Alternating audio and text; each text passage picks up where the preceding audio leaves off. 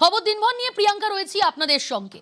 বিতর্কের দুধ গরম, পার্ক স্ট্রিটের ফুটপাথে স্টোভ জ্বালিয়ে দুধ গরম।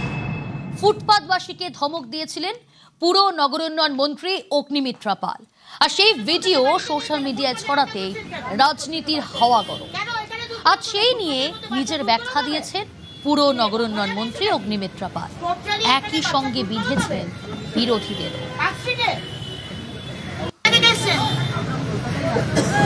কলকাতায় বাড়িতে নেই কেন? ফুটপাতে রান্না করছেন কেন? কেন এখানে দুধ গরম করবে? ফুটপাতের মধ্যে বাচ্চা দুধ গরম হবে? কি মজা পেয়েছে নাকি? স্টোভ জ্বালিয়ে এখানে বাচ্চা দুধ গরম হবে? পার্ক স্ট্রিটে?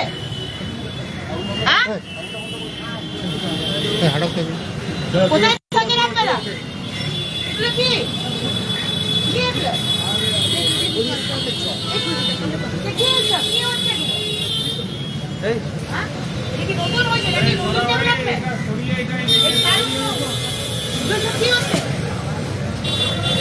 সংসার পাতা হয়েছে নাকি? ফুটপাত দখলমুক্ত করতে অভিযানে প্রশাসন। গত শনিবার পার্ক স্ট্রিটে পৌঁছন মন্ত্রী। সেখানে দেখেন ফুটপাথে স্টোভ জ্বালিয়ে গামলায় দুধ গরম হচ্ছে, আর সেই দেখে ক্ষোভে ফেটে পড়েন অগ্নিমিত্রা। ফুটপাথে আগুন জ্বালানোয় বৃদ্ধাকে ধমক দিতেও দেখা যায় মন্ত্রীকে। শিশুর জন্য দুধ গরম করছিলেন বলে জানান বৃদ্ধা। শহরে একটা নিয়ম আছে, এই সমস্ত মাদুর ফাদুর ব্যাগ থলি ফলি সব আটান, আপনারা কেন দেখেন এগুলো? আমাকে কেন করতে হচ্ছে? এটা কি আমার কাজ?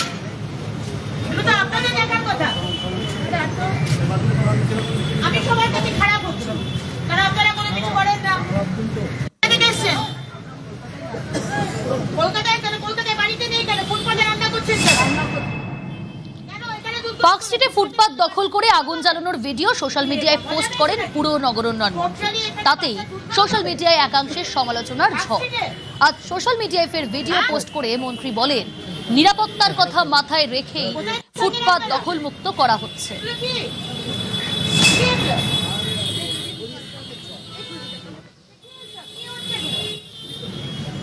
ফ্রিস্কো স্ট্রিটের মতো একটা বিজি রাস্তা, সমানে যেখানে গাড়ি যাচ্ছে, দুপুর 2টোর সময় রাস্তার পাশেই খুব উঁচু ফুটপাত নয়, রাস্তার সাথে অলমোস্ট একই লেভেলের একটা ফুটপাত, হয়তো 10 ইঞ্চি উঁচু, একটা 6 মাসের বাচ্চা হামাগুড়ি দিচ্ছে।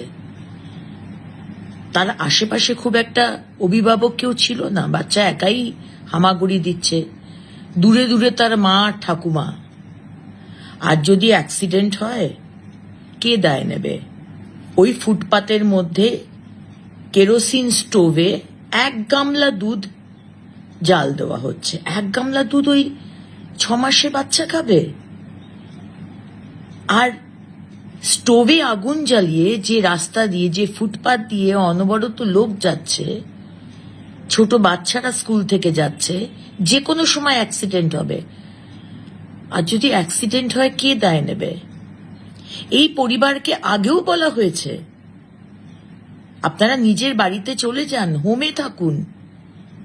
এই ক্যামেরাতেই তো মহিলা বলছেন আমাকে, আমি ধাপাতে থাকি। আচ্ছা বলুন, ধাপাতে যদি থাকেন তাহলে পার্ক স্ট্রিট, ফ্রিস্কো স্ট্রিটের ফুটপাতে এসে দুধ জাল দিচ্ছেন কেন?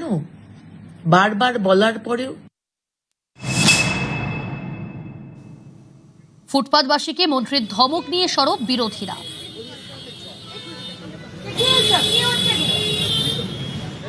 যেটুকু দেখেছি আমরা ভিডিওতে, দুধ গরম হচ্ছিল, পুলিশ নিয়ে এসে মন্ত্রী বলছেন যে কেন দুধ গরম করা হচ্ছে। তাতে মহিলা বলছিলেন যে বাচ্চার জন্য দুধ গরম করছি। আমি 100 বার ফুটপাত ফ্রি রাখার পক্ষে, কিন্তু আমাদের দেশে, আমাদের আর্থসামাজিক পরিস্থিতিতে তার একটা মানবিক মুখ থাকা উচিত। মানুষ ফুটপাতে থাকেন এই বাচ্চা নিয়ে, মানুষ ফুটপাতে, তারা কেউ স্বেচ্ছায় ফুটপাতে নেই, ওনাদেরও ইচ্ছা করে কোনো ঘরে থাকার। আমাদের পরম সৌভাগ্য যে আমরা একটা বাড়ি পেয়েছি, আর এরা বাড়ি পায়নি। পাল্টা বিরোধীদের জবাব দিয়েছেন পুর নগরোন্নয়ন মন্ত্রী। মাদুর ফাদুর ব্যাগ থলি ফলি সব সবাই রাজনীতির আগুনে রুটি সেকেছে অবশ্যই। ফুটপাত না বড় লোকের না গরিব মানুষের, ফুটপাত মানুষের জন্য। সুপ্রিম কোর্ট তার রায় দিয়েছেন, ফুটপাতকে মানুষের চলাফেরার জন্য ফ্রি রাখতে হবে। ইল্লিগাল পার্কিং যদি হাঁটাই সেখানে আপনাদের প্রবলেম হচ্ছে, কেন ইল্লিগাল পার্কিং হাঁটানো হচ্ছে? আর যদি ফুটপাতে বলা হয় যে 3 ভাগের 1 ভাগ ফুটপাতের হকার থাকুক, 3 ভাগের 2 ভাগ পেডেস্ট্রিয়ানের জন্য, পথচারীদের জন্য ছেড়ে দিন, সেখানেও আপনাদের অসুবিধে। আর যদি বলা হচ্ছে এই কেরোসিনের স্টোভ জ্বালাবেন না, সেখানেও আপনাদের অসুবিধে। 28 বছর, 34 বছর, 15 বছর কেন এই মানুষগুলোর মাথায় ছাদ দেননি? আমরা মানুষের জন্য কাজ করব, সে আপনাদের যতই বিরোধীদের খারাপ লাগুক। এবং কেন খারাপ লাগছে সেটা আমরা বুঝতে পারছি। কলকাতা পশ্চিমবঙ্গের মুখ, জানলা, সেটাকে সুন্দর করতে হবে। আমাদের সবাইকে ডিসিপ্লিন হতে হবে, সবাইকে।